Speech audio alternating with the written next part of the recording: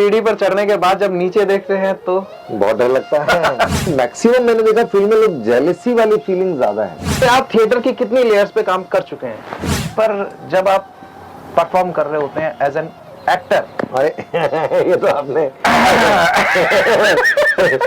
थोड़ा खतरनाक सवाल है। वो कैरेक्टर हैं जिनमें मेरे को मुश्किल है, जो मैं सोचता हूँ जिनमें मैं फिट नहीं हूँ, तो मैंने नहीं किए कभी भी। टाइम पंक्चुअलिटी दरअसल कमिटमेंट का एक पार्ट है। मान लीजिए मैंने आपको नॉक किया, तो नेचुरल है कि एक्शन का क्या होता है, रिएक्शन होता है। प्रस्तुतियां सबके लिए की बात कर रहे हैं आप? बिल्कुल बिल्कुल। कोशिश ये रहेगी कि उन प्रस्तुतियों को हम पूरे देश में कहीं भी कराने का एक माहौल बनाएंगे, दर्शक बनाएंगे। तो मैं गिटार के चक्कर में वहां गया था। मैं कई बार रविंद्र से अपने घर तक पैदल भी गया हूँ। किराया जो लगता था वो 2 रुपए लगा करता था, तो मैं उनमें भी मतलब असिस्ट या मैं एक्टिंग कर लिया करता था। नमस्कार, लाइव परफॉर्मर्स की uncut talks with Prashant series में आपका फिर से स्वागत है। दोस्तों, आज बातचीत के लिए जो शख्सियत हमारे साथ मौजूद हैं, उनको लगता नहीं है कि वो शख्सियत हैं, लेकिन ये वो नहीं जानते, हम जानते हैं, और इसीलिए हम उनसे बातचीत कर रहे हैं। कुछ उनसे सीखने की कोशिश करेंगे, कुछ उनसे जानने की कोशिश करेंगे, और जो थिएटर पर किसी भी विधा में आगे बढ़ने की कोशिश कर रहे हैं, हो सकता है उनको कहीं ना कहीं इनसे कुछ इंस्पिरेशन मिले। कहा जाता है कि इनको जो भी जिम्मेदारी दी जाती है, मंच पर हो, मंच के पीछे हो या मंच के सामने हो, हर जिम्मेदारी को ये बखूबी निभाना जानते हैं। नाम है इनका गगन मिश्रा। नमस्कार। नमस्कार गगन जी। नमस्कार आपका। कैसे हैं आप? मैं अच्छा हूँ, और जो आपके श्रोता और दर्शक हैं, हाँ। उनको वो जो कि देख पा रहे हैं और आप ये कार्यक्रम कर रहे हैं इतनी शिद्दत से, तो ये देखकर मतलब मैं और बड़ा प्रसन्न हो गया, खुश हो गया। अच्छा, सबसे पहला सवाल आपसे ये कि आप थिएटर की कितनी लेयर्स पे काम कर चुके हैं? थिएटर की लगभग में सारी लेयर पर देखा जाए तो, चाहे अगर थिएटर की बात करें तो पहली बात तो थिएटर एक डिसिप्लिन, मैं डिसिप्लिन भी हो गया, ये भी क्लियर है। बिल्कुल बिल्कुल। थिएटर सबसे पहले तो डिसिप्लिन सिखाता है। थिएटर पता नहीं क्यों लोग इतने, कई बार मैं देखता हूँ नकारात्मक वाली चीज होती है, लेकिन मुझे तो बहुत पॉजिटिव थिएटर ने सिखाया कि अच्छा सोचो, अच्छा देखो, स्माइल की बात करें, है ना, बहुत सारी ऐसी चीजें जो सकारात्मक एनर्जी की बात करें तो वो एक लेयर है। अब इसके इनके पक्ष में जाएं कि भाई रंगमंच तो मंच की बात हो, स्टेज, इवन मेकअप का भी कुछ कुछ आदिलाल जी के सानिध्य में हमने थोड़ा बहुत जाना सीखा है, और सेट भी लगभग अपना एरिया ही है। लाइट डिजाइनिंग, चूंकि मैं उसका एक प्रैक्टिशनर हूँ, और बच्चों का रंगमंच या थिएटर इन एजुकेशन या ड्रामा इन एजुकेशन जो है, चूंकि मैं उसका बहुत सालों से खुद प्रैक्टिशनर मैं चलता आ रहा हूँ, करता आ रहा हूँ, तो ये इतनी सारी डायरेक्शन, एक्टिंग, मतलब लगभग कह सकते हैं कि थिएटर की मैनेजमेंट, हर लेयर पे आप काम मैनेजमेंट की अगर बात करें तो मैनेजमेंट भी है, बहुत बड़ा पक्ष है। और मैनेजमेंट हर जिसके, मैं नहीं समझता कि थिएटर मैनेजमेंट सबके बस का होता है या लोग इतना तरीके से कर पाए, क्योंकि किसी के लिए लॉयल होना, आप अपने आर्टिस्ट के लिए लॉयल होना, आपने कोई चीज अगर चीज करी है, आप मान लीजिए आप एक डायरेक्शन कर रहे हैं, आपके आर्टिस्ट आपके साथ कैसे रहें, वो एक मैनेजमेंट का काम हो जाता है। तो उस लेवल पे भी मतलब बहुत बड़ा काम है और होता रहता है, और मतलब उन सब लेयर पे काम करने की कोशिश की जाती रहती है मेरा। लेकिन उद्देश्य वो नहीं होता, उसकी वजह ये होती कि अप्रोप्रिएट केवल लोग नहीं मिलते, तो वो काम खुद को करने पड़ते हैं। बात ये है। थिएटर की सबसे रिस्की लेयर कौन सी है? मैनेजमेंट। और अगर हम लाइटिंग की बात करें, तो आपने जब पहली बार लाइटिंग की सीढ़ियों पर चढ़े, वो एहसास कैसा था? बहुत डरावना। वो डरावना सा था कि रात में अगर कोई कहता ना कि यहाँ तेज हवा चल रही है, पत्ते हिल रहे हैं, पेड़ हिल रहा है, साइंस है कि इसका मतलब, कोई कहते हैं बरगद के पेड़ में कोई भूत जो सुनते आ रहे थे, मतलब वो डर लग रहा था कि मतलब क्या होगा, अब बचेंगे नहीं बचेंगे।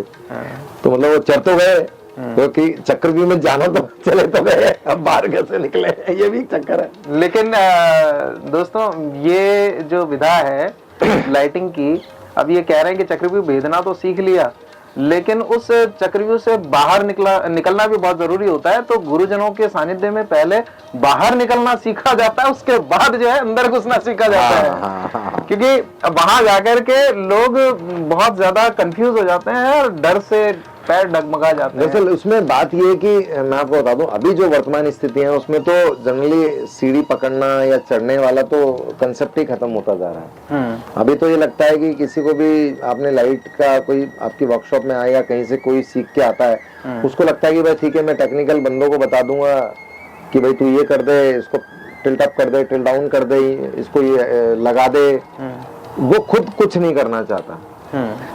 जबकि ऐसा नहीं है कि अगर आप लाइट्स आप करते हो तो आपको भी सीढ़ी उठाना या आपको भी उस पर चढ़ना वो जरूरी पक्ष बन जाता है। बिल्कुल, एक लाइट हो तो चलो ठीक है, उसको रिस्क लेकर के कैसे जैसे एडजस्ट कर दिया।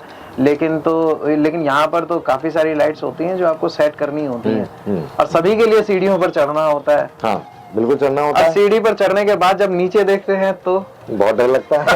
वो आज भी लगता है या आज भी लगता है। अगर मैं बात करूंगी जैसे अपना ये जो रविंद्र मंच है, चलो इनफैक्ट जो कई ऑडिटोरियम है या जैसे दिल्ली का कमानी ऑडिटोरियम है उसमें तो क्या वो कैटवॉक सी बनी हुई है। अपने जयपुर इसमें रविंद्र मंच पे भी बनी हुई है। लेकिन जब अपने जो जवाहर कला केंद्र की अगर बात कर लें, अच्छा बिरला भी देखो आप, बिरला तो और भी बड़ा रिस्की है। लेकिन चूंकि उनमें क्या टेक्नोलॉजीज हैं कि भाई जैसे सीढ़ी कुछ स्टेज की तो जैसे बार है उस पे तो आप सीढ़ी चाहिए, लेकिन बाकी कैटवॉक्स बनी हुई है। तो लेकिन फिर भी जहाँ सीढ़ी लगती है हमारी जगह 60 फुट के भी डिस्टेंस है तो डर तो लगता ही है। बिल्कुल बिल्कुल, क्योंकि मेनली ये होता है कि अचानक कहीं आपके साथ ये ना हो, कई बार ये भी होता है अर्थिंग आ रहा है लाइट में, आपने लोहे की सीढ़ी है, आपने लाइट पकड़ी, मेरे से तो बहुत बार हुआ है, झटका खाए हैं, करंट भी लगा है और अब कि अरे एक बार टच हो गया, अब मैं टच करूंगा, अब मैं टच नहीं करूंगा।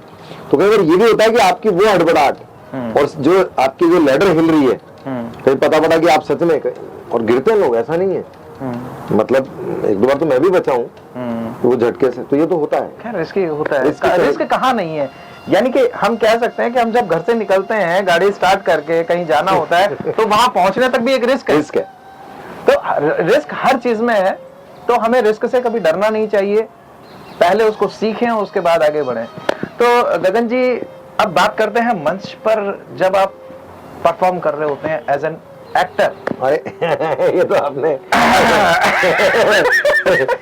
थोड़ा खतरनाक सवाल है। हाँ, मेरे लिए खतरनाक है। तो एज एन एक्टर जब आप परफॉर्म करते हैं वो एहसास कैसा होता है? क्या अंदर उस वक्त भी डर होता है या कुछ चैलेंजिंग सा फील होता है आपको? वैसे मैं आपको बताऊं, एक्टिंग मेरे को, I like acting very much, और मुझे लगता है कि दुनिया का जो इस फील्ड में है, चाहे वो थिएटर हो चाहे वो फिल्म में हो, एक्टिंग तो सबको अच्छी लगती है। पहली बार तो सब एक्टिंग देख के आते हैं। बिल्कुल, मतलब मैं 90% लोगों के लिए कह सकता हूँ कि एक्टिंग देख के आते हैं। बिल्कुल। और ऐसा नहीं, एक्टिंग बहुत प्यारी चीज है। दरअसल क्या हुआ कि ये भी मेरा एक अनुभव है कि रंगमंच में आप जब काम करते हो एक्टिंग में खास तौर पे, तो एक समय का जो है ना कोई लिमिट नहीं है जी। और जहाँ ये लगता है कि अरे, और एक्टिंग एक साधना है जी। दूसरा क्या होता है, एक जो होता है कि आप एक नेचुरल तरीके से आप हर सीन क्रिएट कर लेते हो, तो कोई जरूरी नहीं कि वो चीज हर एक्टिंग आप कर पाओ, ये भी कोई जरूरी नहीं है। कुछ सीन होते हैं जिसके लिए आप एप्रोप्रिएट होते हो। ऐसे कुछ ड्रामा रहे हैं मेरे, है ना। मैंने इनफैक्ट चाहे वो हंगामा लॉकेट हो, सप्ताह सर ने डायरेक्ट किया था हमारे जी, और या जिसे कहना चाहिए कि नौकाडू भी हो, शुरुआत में सब लगभग प्ले मैंने एक्टिंग ही की है। बुनियाद एक नाटक था हमारा, उसमें भी किया है। लेकिन पॉइंट ये नहीं है, पॉइंट ये था कि जब मुझे लाइटिंग अच्छी लगने लगी, मतलब मैं चिल्ड्रंस थिएटर वर्कशॉप के थ्रू आया जी, है ना। वैसे मेरा पहला प्लेयर काउंट होगा तो वो होगा बाल भगवान, जो स्वदेश दीपक का मैंने 93 में कर लिया था। और जयपुर के एक अच्छे डायरेक्टर रहे हैं श्री हेमंत थपलियाल जी, तो उनके साथ तो रविंद्र मंच पे किया था। और वो इसलिए कि तब मैं ये जो वर्कशॉप होती थी चिल्ड्रन थिएटर, उसमें मतलब लेट हो गया था मैं, ये बात है 93 के आसपास की। तो फिर मैं 93 में वो प्ले मेरे फ्रेंड के माध्यम से मुझे मिला और मैंने एक छोटा सा कैरेक्टर किया। तो मैंने बाल भगवान में भी मैंने एक्टिंग की हुई है। तो एक्टिंग उसके बाद, लेकिन फिर मैं बच्चों के थिएटर की तरफ, जो कि मैं चिल्ड्रंस थिएटर से हूँ, तो मेरा जो माइंड था उसमें चला गया। उसके अलावा मेरा लाइट्स के लिए मेरा माइंड काम करने लगा, क्योंकि एक्टिंग एक लंबा एक समय होता है। ऐसा नहीं कि आपने आज किया और कल शो कर दिया, उसमें महीना 2 महीना एक मामूली सी बात है। तो एक ये भी था दिमाग में धीरे धीरे इन शोज को करने के बाद कि एक्टिंग एक साधना है और एक लंबा समय देना पड़ेगा। क्या मेरे पास वो समय है और क्या मैं उसका न्याय कर पाऊंगा, ये बहुत जरूरी बात है। तो अगर कहता हूँ किसी और को देखकर कि अच्छा ये ऐसा कर रहा है, इसने ये चीज कर दी, मैं भी करूंगा। एक तो होता है आप उससे इंस्पायर्ड हो, मोटिवेट हो, और एक होता है कहीं ना कहीं जेलेसी हो। तो मैक्सिमम मैंने देखा फिल्म में लोग जेलेसी वाली फीलिंग ज्यादा है। बिल्कुल। और आज तो ज्यादा हो गई है। तो आज तो ज्यादा हो गई जेलेसी वाली चीज है। तो मैंने कभी ये देख के नहीं किया कि ये कर रहा है, मुझे लगा कि मैं क्या कर सकता हूँ। बिल्कुल। और उन दिनों तो सच में लाइटिंग कोई नहीं करता था, बच्चों के थिएटर पे इतना कोई काम नहीं होता था। बिल्कुल। तो जब हमने करना शुरू किया तो और भी लोग उससे धीरे धीरे आने लग गए, जो कि मतलब डायरेक्शन कर रहे थे, एक्टिंग कर रहे थे, सेट का काम कर रहे थे, साउंड इफेक्ट का काम कर रहे थे। तो ऐसा नहीं हो कि कोई उन्होंने ऐसा अपना फील्ड अपनाया हो। तो जनरली मैंने तो एक बहुत डिफरेंट फील्ड लेने की कोशिश की कि बच्चों के थिएटर पे काम करना है, लाइट्स पे काम करना है। और आज भी मेकअप जैसा फील्ड तो आज भी खाली पड़ा है। बिल्कुल। उस तरफ कोई जाता ही नहीं, क्योंकि लेकिन जबकि स्कोप है। तो खैर अभी हाल ही में आपने एक नाटक किया मालिनी। हाँ, उसमें आपने क्या क्या जिम्मेदारियां निभाई हैं और उसका एहसास कैसा रहा, किस तरह के आपके एक्सपीरियंस है? क्योंकि अभी आपका जो है 23वां मंचन, उसका सफल मंचन हुआ है। और उसके लिए आपको बहुत बहुत शुभकामनाएं भी। Thank you, thank you.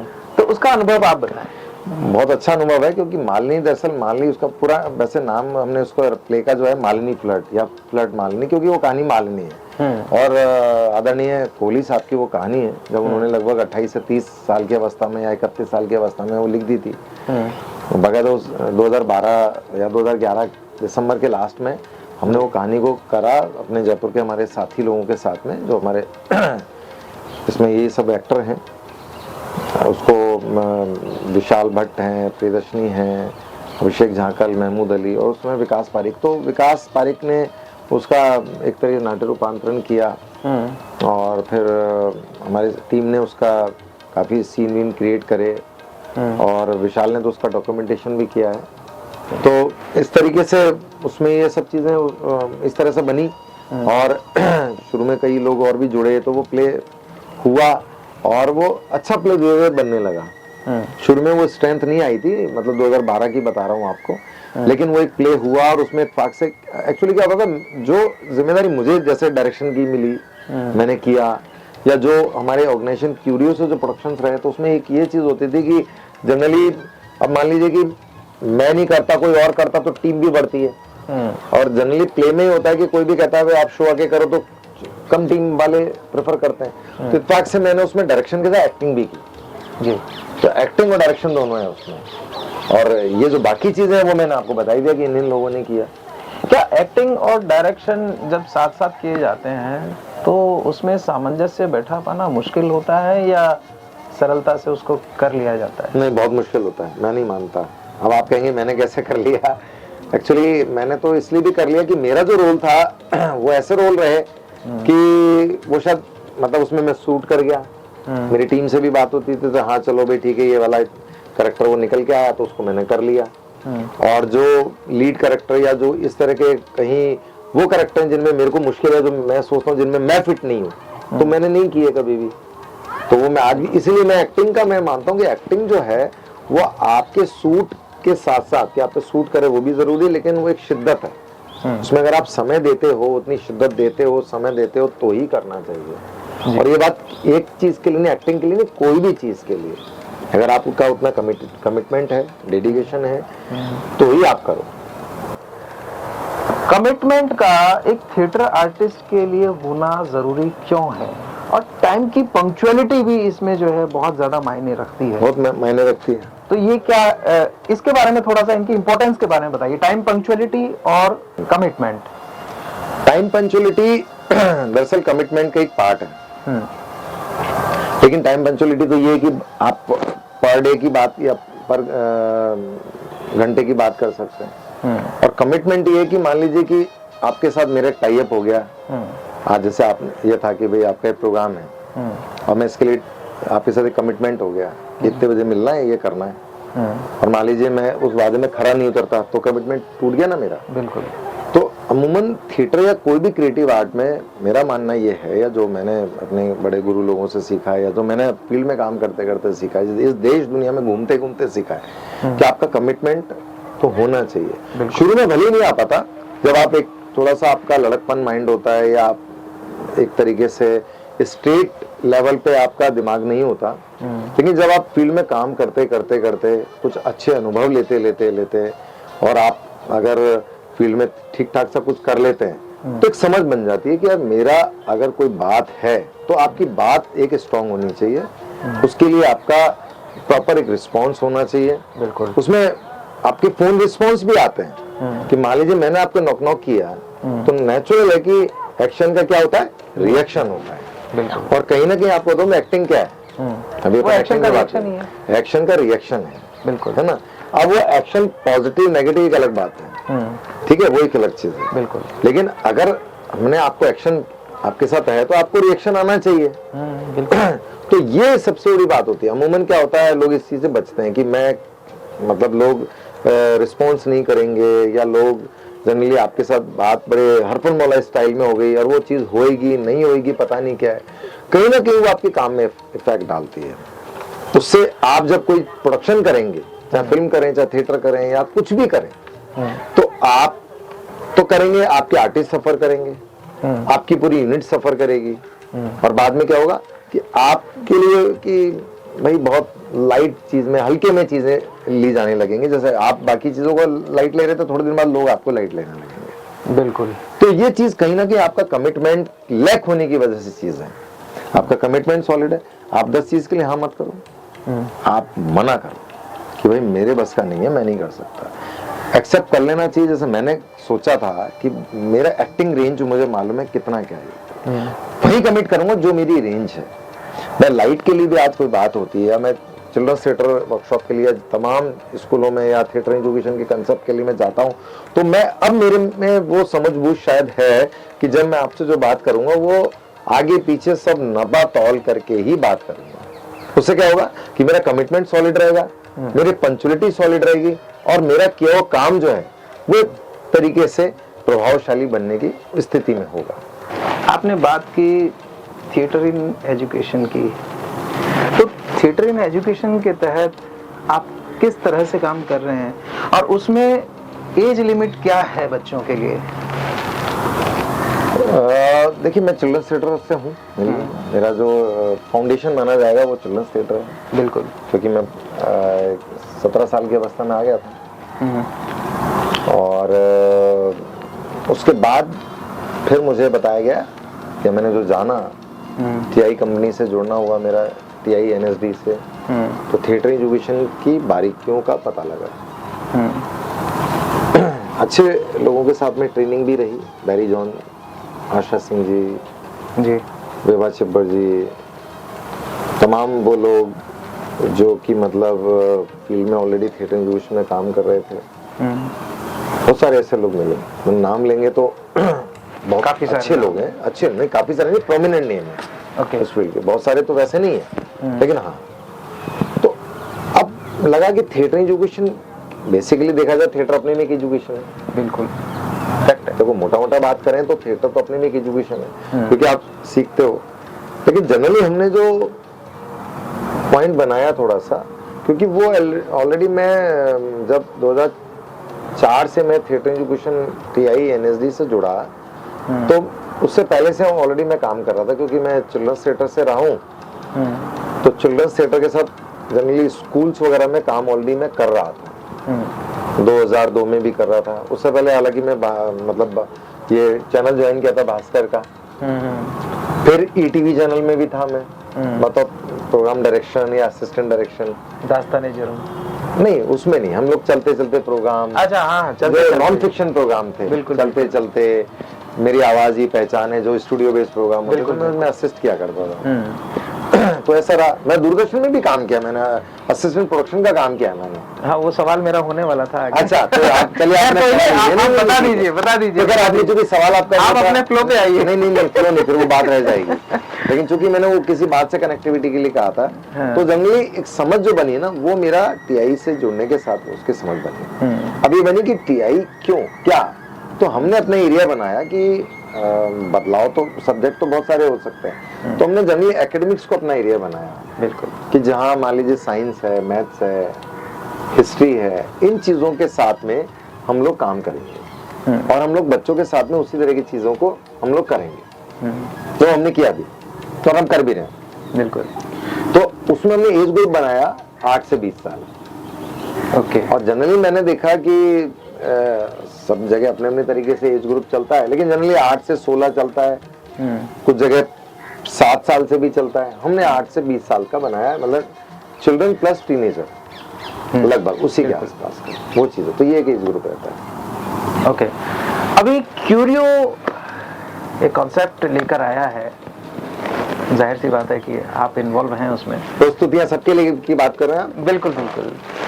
प्रस्तुतियां सबके लिए ये क्या है और ये कैसे वर्क कर रही है?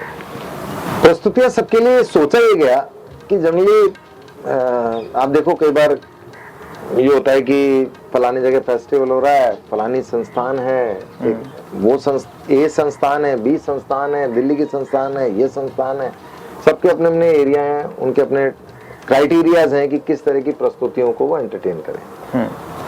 इन सबके साथ चूंकि हम चलो काम कर रहे हैं, देख रहे हैं, तो एक लगा कि ऐसा नहीं है कि कोई एक एक्स व्यक्ति है या कोई ग्रुप है और वो मान लो कोई भी तरह का शो करता है जो जनरली इस या कि फला दर्शक को ये शो पसंद नहीं आया या उसका ड्यूरेशन छोटा रह गया या साहब ये व्यक्ति है तो ये बाथरूम सिंगिंग करता है, इसको एक मंच तो ठीक है 2 लोग सुन लेंगे। हमने ये किया कि कोई चाहे किस्सा हो, कहानी हो, चाहे कोई दास्तान हो, कोई किस्सा गोई हो, कोई बच्चा है, बूढ़ा है, बड़ा है, छोटा है, मेल है, फीमेल है, कोई भी है, अगर उसकी प्रस्तुति है क्योंकि रील में क्रिएटिव है, सृजन से या और एक दिखा सकते हैं लोगों को, तो बाकायदा उन प्रस्तुतियों का चाहे टाइम लिमिट जो भी हो, अगर प्रस्तुति के क्वालिटी में कुछ 15 से 20 का फर्क भी हो, 10 ही कहते हैं ना 20 क्वालिटी आपकी होनी चाहिए, 20 ना हो 10 ही हो, तो मेरी कोशिश है कि कोशिश ये रहेगी कि उन प्रस्तुतियों को हम पूरे देश में कहीं भी कराने का एक माहौल बनाएंगे, दर्शक बनाएंगे और उसमें जो भी सॉर्ट ऑफ टोकन होगा वो भी उस प्रस्तुति के लिए दिया जाएगा। ये एक हमारी प्रस्तुतियां सबके लिए के पीछे का एक कॉन्सेप्ट है। तो इसमें म्यूजिक भी है, सब, डांस भी है, परफॉर्मिंग आर्ट्स में कुछ भी? अरे उसमें बाथरूम सिंगिंग भी है।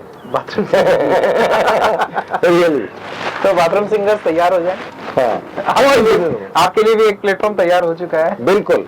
उसमें मतलब कोई भी 5 मिनट की किसी बच्ची की, मान लीजिए कोई बच्ची आके, जनरली हमारे वर्कशॉप में कई बच्चियां, उनमें 4 लाइन है, तो ऐसा नहीं कि उसकी, अब ऐसा तो नहीं उसके लिए एक तथाकथित रंगमंच बुक किया जाएगा, लेकिन वो किस माहौल में ढलेगा ये हमारी कोशिश है। वो माहौल उस जगह बनाया जाएगा जहाँ पे भी है।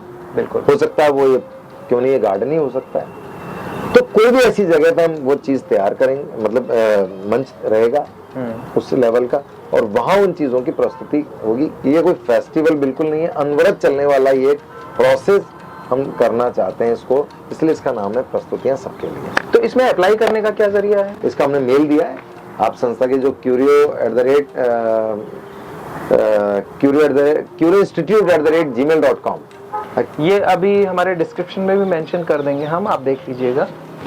उसके थ्रू आप अप्लाई करते हैं। जितने भी हमारे पास वो आएंगे प्रस्ताव, तो जो भी हमारे चूंकि संस्था के, क्योंकि हमारी संस्था जो है वो नेशनली ऑर्गेनाइजेशन है जिसमें कि अलग अलग राज्यों के उसमें लोग हैं हमारे, तो नेचुरली वो सब देखेंगे, जानेंगे, उसके बाद पूरी कोशिश है कि सभी का होगा।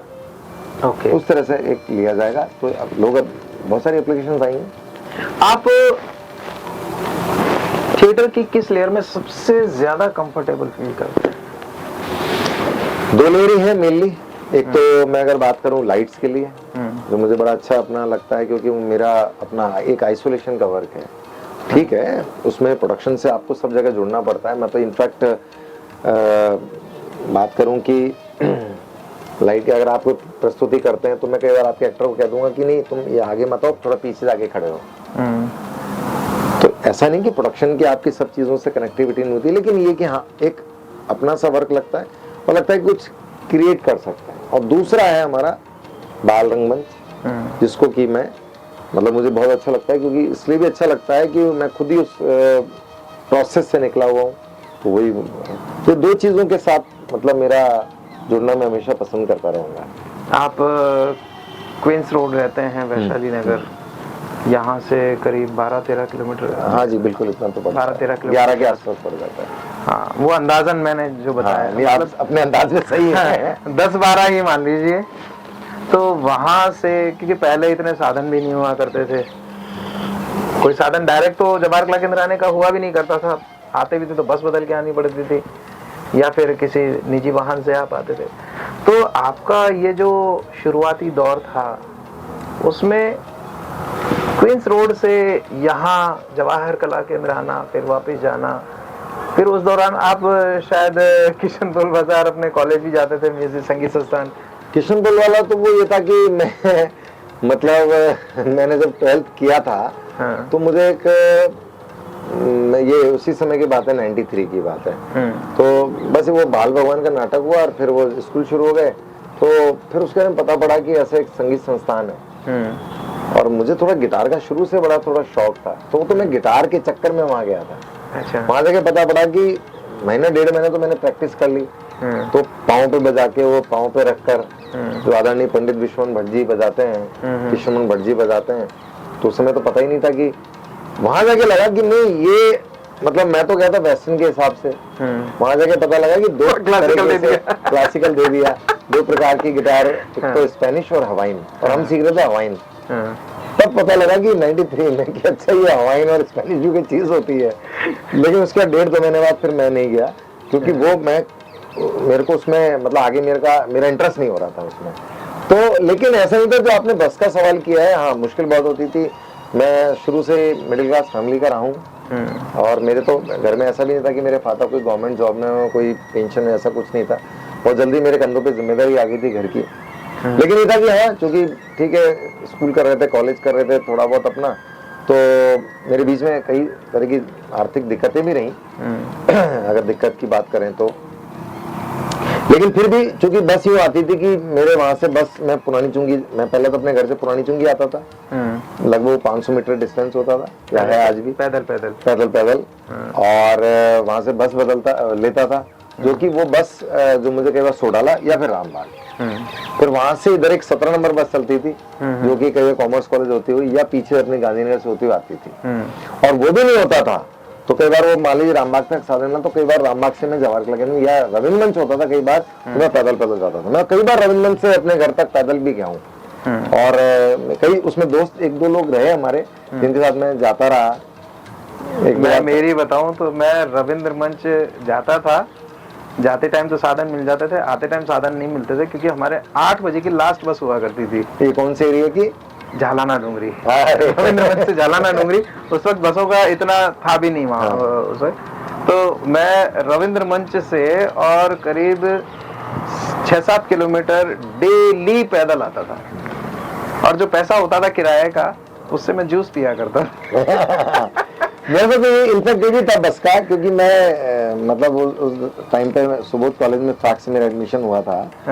तो ये बात मैं आपको बता रहा हूँ 96 के आसपास की। 96 में हुआ, तो जब ये बसों का ऐसा, तो उन दिनों हॉस्टल नाम से बड़ा चला करता था। हॉस्टल बिल्कुल फ्रैक से मेरा इस मामले में ठीक रहा कि यूनिवर्सिटी लेवल पर मतलब मेरे कॉन्टेक्ट ठीक रहे थे, जैसे हनुमान बेनीवाल जी भाई साहब, रणवीर सिंह हुड्डा जी वगैरह है, ये लोग सबसे। तो ये था कि भाई ठीक है, इधर गोखले हॉस्टल है, इधर महाराणा प्रताप हॉस्टल है, तो सब ये जितने भी यहाँ पे लोग रहते तो मेरे मित्र बन गए थे। तो उस वजह से क्या था कि 1-2 बार तो ऐसे भी चला, क्योंकि मैंने जैसा बताया कि आर्थिक मेरे को बड़ी दिक्कत थी, पता होता था नहीं, पढ़ने वाले थे, तो मैंने तो अपने कई बार 2-2 रुपए मैंने कई दिन इसलिए चला लिए मैंने। ग्रेट। तो सब किराया भी इतना ही लगता था, 25 पैसे 50 पैसे किराया जो लगता था वो 2 रुपए लगा करता था। मैं बात करूं रामबाग से, हाँ रामबाग से वहां तक का लगता था, और वो चलाने इसलिए होते थे कि क्योंकि कल का पता नहीं होता था कि वो कैसे क्या होगा, तो दिक्कतें तो थी घर की कई चीज़ों। तो ये इस तरह की चीज़ों से करने के लिए फिर वो सब बस वाले भी चूंकि परिचित ही हो गए थे, तो कई बार ऐसा होता था कि भाई ठीक है वो किराया नहीं भी लगा। फिर धीरे धीरे साइकिल भी थी, तो कई बार साइकिल से भी आते जाते थे। अब आपका मीडिया लाइन में क्या एक्सपीरियंस है, कैसे क्या आपने काम किया? क्योंकि जैसे भास्कर से भी आपके पास कोई ऑफर था, दूरदर्शन में भी आप जुड़े। मैं चूंकि थिएटर लाइट्स करते करते भास्कर में पोस्ट निकली असिस्टेंट कैमरामैन की, उसमें क्वालिफिकेशन थी कि आपको अगर थिएटर लाइट्स भी आती, मतलब मीडिया लाइट्स तो है ही, आपने उसमें ट्रेनिंग कर रखी है तो अच्छी बात है, नहीं तो थिएटर लाइट से भी कैमरामैन नहीं, असिस्टेंट कैमरामैन। असिस्टेंट कैमरामैन का काम ही होता था लाइट पकड़ना, सनगन पकड़ना या लाइट सेट करना, जो आपका कैमरामैन कह रहा है। तो उस शौक से, और चूंकि भास्कर या कोई भी मीडिया में मेरे को उस समय बड़ा इंटरेस्ट भी था, तो भास्कर का चैनल लॉन्च हुआ, BTV भास्कर टीवी, बिल्कुल इत्तेफाक से उसमें मतलब सिलेक्शन भी हो गया। वो नौकरी मुझे 2 महीने ही पसंद आई, और मुझे आगे पसंद भी है ही, क्योंकि एक तो मैं जो अपना बच्चों का रंगमंच धीरे धीरे कर रहा था वो छूट रहा था, दूसरा वो काम मुझे क्रिएटिव नहीं लगा, क्योंकि बस वो स्टूडियो में वो एक पैटर्न होता था। दूसरा क्या है कि मुझे लगा कि मैं शायद ऐसे ही बन के रह जाऊंगा कि मैं लाइट जो है कैमरामैन के हिसाब से लगाना करना। तो मैंने कहा नहीं, वो एक समय तक तो ठीक था, जो सीखा मैंने कि आप मीडिया की लाइट को कैसे कट दिया जाता है, कैसे उससे नोज क्रिएट, मतलब नोज शेडो बनाई जाती है, ये जरूरी अच्छी बात थी वो, है ना। कलर टेम्परेचर मैंने वहीं से सीखा, नहीं तो कलर टेम्परेचर का मुझे आइडिया उतना नहीं लगता। वो हमारे पास एक वो मतलब मीटर भी होता था जिससे हम कलर टेम्परेचर भी नोट करते थे। तो कुछ लाइटें थी जो इक्विपमेंट की वो जो मीडिया इक्विपमेंट की जो बेबी लाइट, उस समय में कैमराज में जो है कलर टेम्परेचर हुआ नहीं करता था। आज सभी कैमराज में कलर टेम्परेचर हुआ करता है कि लाइटिंग के अकॉर्डिंग जो है आप अपना कलर टेम्परेचर सेट कर सकते हैं। और वो चीज आपने उस वक्त लाइटिंग से सीखी है। हाँ बिल्कुल, ग्रेट। तो मैंने मतलब ये चीज वहां जाना, उसके बाद लेकिन क्रिएटिव काम मुझे मिला ETV में। तो ETV में मतलब मैं उस चक्कर में संदीप सर के साथ, और हम लोग जयपुर के रमन कृष्ण अत्रे जी भी हैं, हम लोग वहाँ पे करीब मैं गया भी था, 11 दिन के लिए गया, लेकिन उसके बाद वापस आना पड़ा रामोजी फिल्म सिटी। तो एक हम लोग एक लंबी प्लानिंग थी, जरूर जीवन सर के साथ हम गए थे। तो वहाँ मतलब उर्दू सीरियल के लिए जिसको मुझे असिस्ट करना था, जरूर सर डायरेक्शन कर रहे थे, संदीप सर वगैरह ये सब लोग। लेकिन खैर वो 11 दिन बाद कुछ और थी, इसमें वापस आना पड़ा। वापस मैंने भास्कर अपना फिर क्या हुआ, लेकिन ETV मतलब यहाँ पे चैनल लॉन्च हो गया। ETV चैनल लॉन्च हुआ नॉन फिक्शन प्रोग्राम के लिए, जिसमें मैंने आपको बताया चलते चलते सीरियल था, और कुछ और सीरियल थे, बचपन के दिन ऐसे करके कुछ सीरियल थे। एक बच्चों का सीरियल चलता था नॉन फिक्शन प्रोग्राम, तो उसमें मैं असिस्ट किया करता था। ऐसे करके कई मैंने वहाँ पे नॉन फिक्शन प्रोग्राम हमने बनाए, प्रोडक्शन टीम ने बनाए। उसके बाद फिर दूरदर्शन में कुछ प्रोडक्शन असिस्टेंट का काम था। कल्याणी उन्होंने एक सीरियल आया, और वो स्वास्थ्य मंत्रालय का सीरियल था, जो मतलब वो एपिसोड दिए थे उन्होंने, करीब 2.5 साल 3 साल चला था वो। बिल्कुल। तो इत्तेफाक से जयपुर दूरदर्शन को प्रोडक्शन असिस्टेंट चाहिए थे अलग से, तो उसमें मेरा सिलेक्शन हुआ, और मैं प्रोडक्शन असिस्टेंट, तो दूरदर्शन का वैसे टप्पा लगा मुझ पे।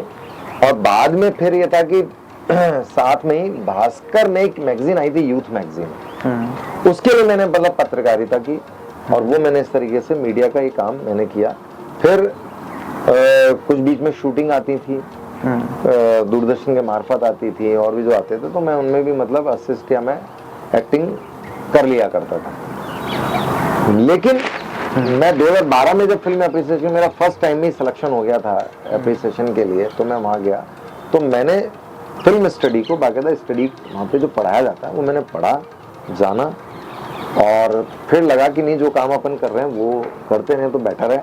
जब तक कि आपका वो टारगेट नहीं कि आपको बॉलीवुड ही जाना है, या आपको फिल्म डायरेक्शन में जाना है, फिल्म एक्टिंग में जाना है, तो जो आप तक काम कर रहे हो उसको आप तरीके से करो। तो मैंने अपने, क्योंकि वो नॉलेज के लिए बहुत ज़रूरी है, क्योंकि हम अपने वर्कशॉप में हर अपने स्टूडेंट्स को हर तरह की उनको बताते हैं कि जैसे योग भी मैंने इसलिए किया, फोटोग्राफी ट्रेनिंग भी इसीलिए की।